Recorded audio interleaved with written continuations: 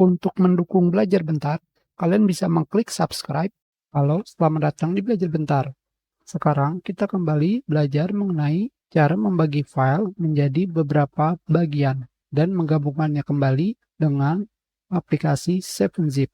Hanya sekarang formatnya adalah zip, bukan 7zip. Caranya sama, yaitu kalian pilih folder yang ingin diarsipkan, klik kanan, 7zip, add to archive. Selanjutnya di sini, pada bagian archive format, kalian rubah menjadi zip. Kembali, kalian pilih pada bagian split to volume, pilih ukurannya,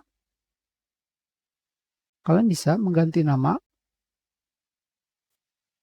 dan kalian pilih OK.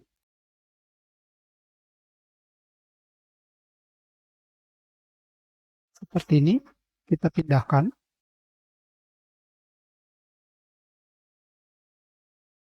Sekarang, kita gabungkan kembali, klik kanan,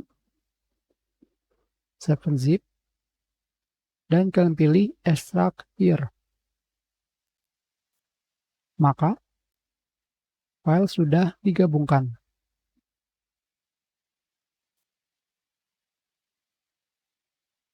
Kita sudahi pelajaran kita. Terima kasih.